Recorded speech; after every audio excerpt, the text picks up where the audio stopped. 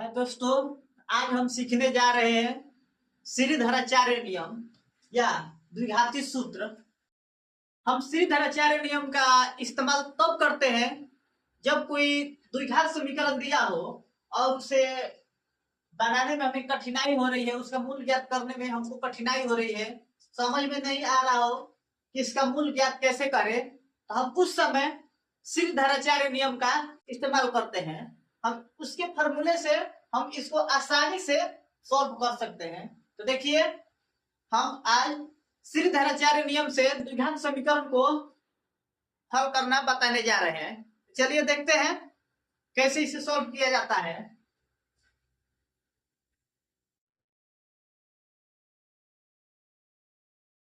देखिए, श्रीधराचार्य नियम से अगर हमें किसी द्विघात समीकरण का मूल ज्ञात करना हो तो हम कैसे ज्ञात करते हैं। देखिए, इसके लिए एक फॉर्मूला होता है x बराबर minus B plus minus under root B square minus 4ac बाटा में 2a।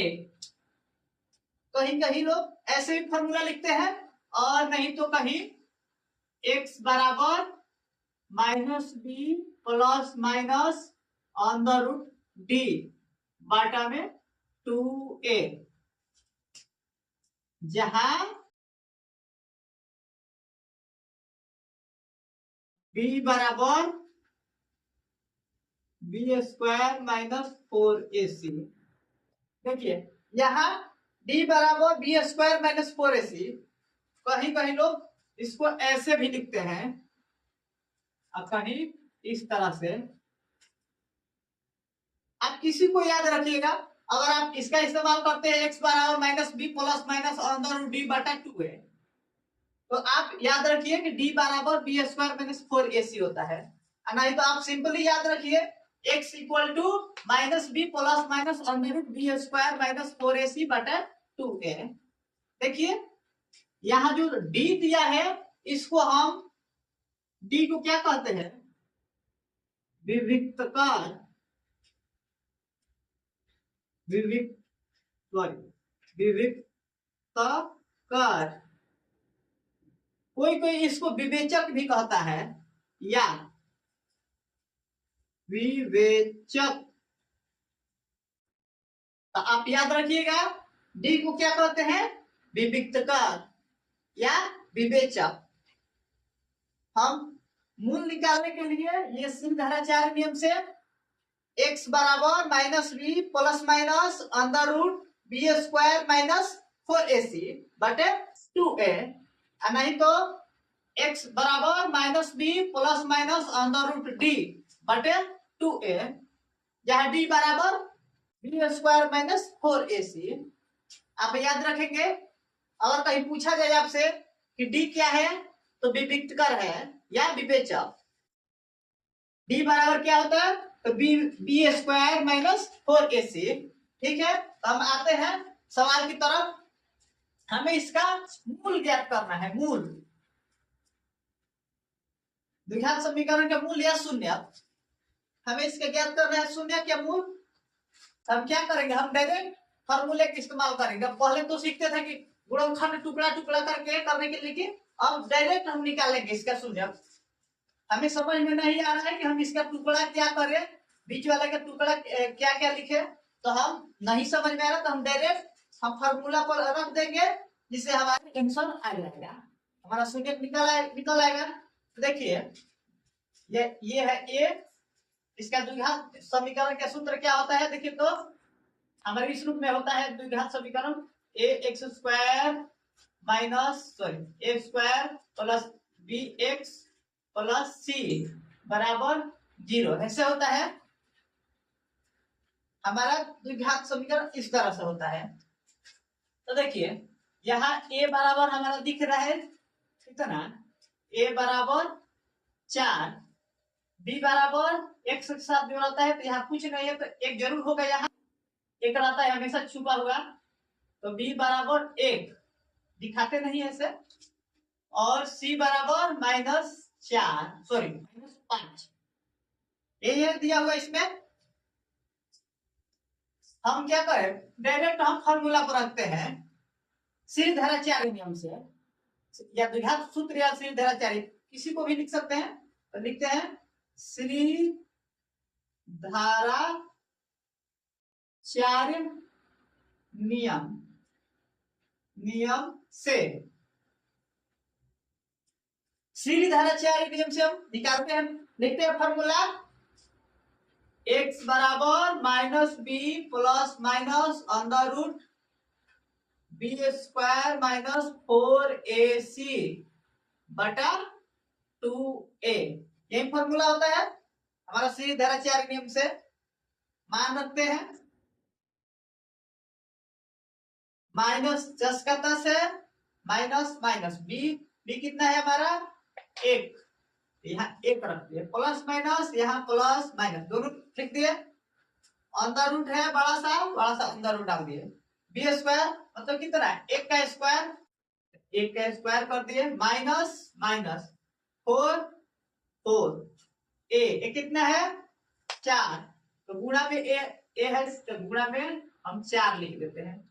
सी कितना है -5, तो यहाँ -5, देखिए तो गुणा भी हो गया माइनस भी हो गया, दो चीज एक साथ हो गया, तो हम क्या करते हैं या कोष्ट लगा सकते हैं, कोष्ट लगा दिए, या इंटू भी लगा सकते हैं ऐसे, यहाँ अगर गुणा ना लिखकर हम इंटू लगा सकते हैं तो गुणा लिख दिए, गुणा लिखना है तो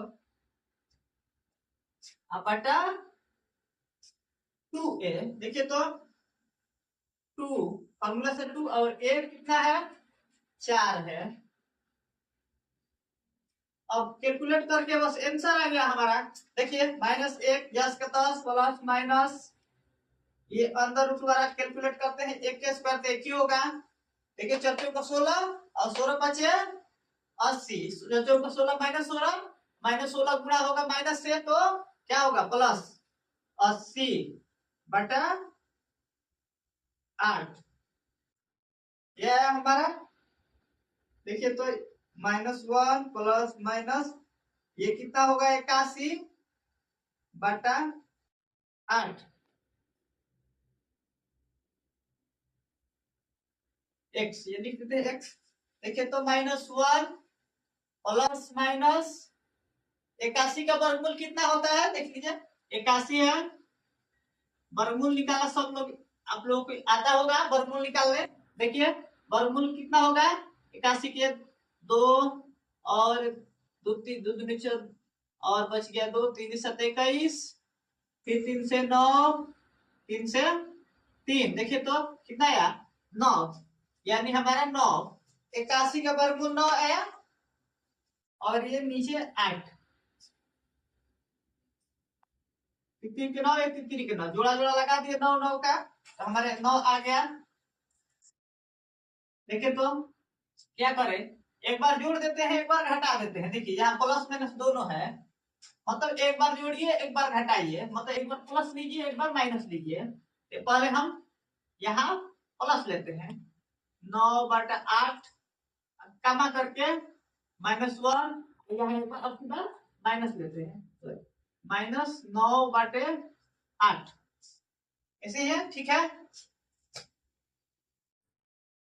ये देखिए तो जो माइनस रहेगा वो प्लस में से घटाएगा, जो माइनस रहता है वो आगे हो या पीछे हो वो घटाएगा प्लस वाला में से, देखिए तो इसमें प्लस वाला कौन है ये है, इसमें से ये घटाएगा, तो कितना बचेगा 8/8 कमा ये, देखिए तो ये तो दोनों माइनस से ये भी घटा रहा है ये भी घटा रहेगा, तो कोई किसी में से नहीं घटा पाएगा, दोनों जुड़कर -10 हो जाएगा, ये तो कटेगा एक बार में, ये भी कटेगा, ये 5 और ये 4, मतलब x बराबर हमारा इधर 1 आया और ये यहाँ -5/4, ये हो गया आंसर।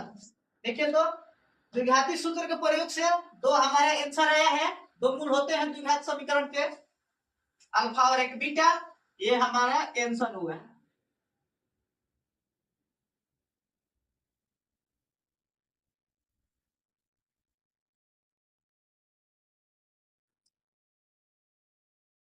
दूसरे सवाल की तरफ चलते हैं हम,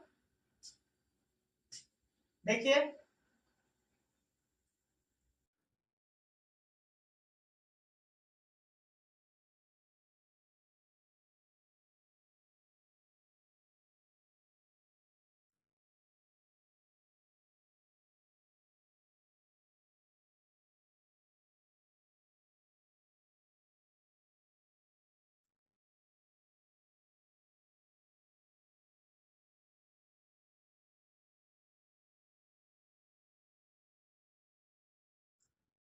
3x² है 3x²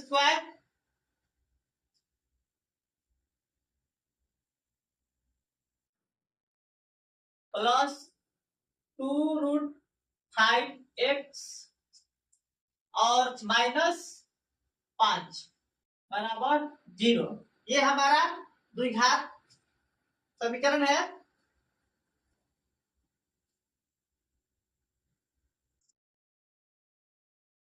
तो देखते हैं इसमें कैसे हल करते हैं। जस्ट वैसे ही हमको हल करना है जैसे इसे पहले वाला किए, कोई अलग रूल नहीं, कोई अलग फॉर्मूला नहीं, बस यही फॉर्मूला आप अपनाइए। नहीं तो ये दोनों एक ही है, आप किसी को अपना सकते हैं। देखिए तो द्विघात समीकरण कैसा रहता है, हम चूंकि देखिए बार बार लिखने कोई जरूरत नहीं कि बार बार लिखेंगे, हम डायरेक्ट लिख सकते हैं। a बराबर 3, b बराबर यहाँ दिया है 2√5, c बराबर -5 है। देखिए क्योंकि हमारा होता है द्विघात बहुपद, देखिए द्विघात समीकरण a² + bx + c बराबर 0। इसे कंपेयर करेंगे तो a की जगह पर 3 दिखाई दे रहा है, b की जगह पर देखिए तो x के साथ जो रहता है, x के साथ जो भी रहता है वो b का लाता है, तो x के साथ इतना है, तो b के बाद b का मान इतना हुआ, और लास्ट में जो रहता है वो c होता है अचर अंतिम वाला, तो अंतिम वाला -5। देखिए हम सिद्धांताचार्य नियम से बनाते हैं इसको, लिखते हैं श्री धारा 4 नियम से क्या होता है हमारा फॉर्मूला। देखिए x बराबर -b ± √b² - 4ac बटा 2a, यही होता है ना हमारा फॉर्मूला। अब देखिए मान रखिए इसमें हमारा आंसर आ जाएगा, माइनस भी है, माइनस हम जस्ट का तस लिख देंगे, बी है, बी का मान कितना है हमारा, ये 2√5, तो 2√5 हम लिख दिए। उसके बाद प्लस माइनस है यहाँ, हम प्लस माइनस दोनों लिखते हैं, अंदर रूट है, अंदर रूट b² है, तो b हमारा कितना है, ये है 2√5, 2√5 स्क्वायर करना है तो दोनों का हमें स्क्वायर करना पड़ेगा पूरा का, एक तो है नहीं, दो है इसमें, दो ऐसे स्क्वायर कर देते हैं, b² हो गया हमारा पूरा b है, माइनस माइनस 4 फॉर्मूला में है 4 तो लिख देते हैं 4। उसके बाद a है, a गुणा में है, a का मान 3 है तो 3 गुणा में, c है तो c का मान देखिए तो -5 है, ये भी c गुणा में ही है तो -5 लिख दिए। और बाटा 2a, बाटा में 2, a का मान 3, यही है ना। देखिए अब क्या करेंगे, ये तो जस्ट का तसी रहेगा। अब देखिए ये प्लस माइनस है, प्लस माइनस अंदर रूट, देखिए स्क्वायर करेंगे इसका, ये 4 हो जाएगा और ये बाहर हो जाएगा रूट से, तो कितना हो जाएगा ये देखिए तो ये 4 हो जाएगा और ये 5 है रूट में, तो ये रूट से बाहर हो जाएगा यानी 20, तो हम 20 लिख देंगे, होगा देखिए 2 का स्क्वायर 4, एक गुणा में ही है 5, तो 5 बाहर आएगा गुणा में, स्क्वायर करने पर 5 बाहर हो तो 20 हो जाएगा, माइनस ठीक है 4 से 12 और 12 बचे 60, ये भी माइनस ये भी माइनस, दो माइनस आपस में गुणा होता है कभी भी तो प्लस हो जाता है, यहाँ प्लस कितना हुआ 12 बचे 60 बटा 6 -2√5 प्लस माइनस अंदर रूट, देखिए कितना हुआ 80, सॉरी 80 बटा 6। देखिए तो अब हमें 80 का वर्गमूल निकालना पड़ेगा, देखिए तो निकलता है या नहीं, जो भी निकले रूट में ही कुछ निकलेगा, ये 4 0, 2 से ये 20, फिर 2 से ये 10, फिर 2 से ये 5, यानी इसका जोड़ा इसका जोड़ा, 2 इसमें से बाहर और 2 इसमें से बाहर, नहीं 4 रूट, इसका तो जोड़ा नहीं लगा, 4 रूट 5 हमारा आ गया, 4 रूट 5।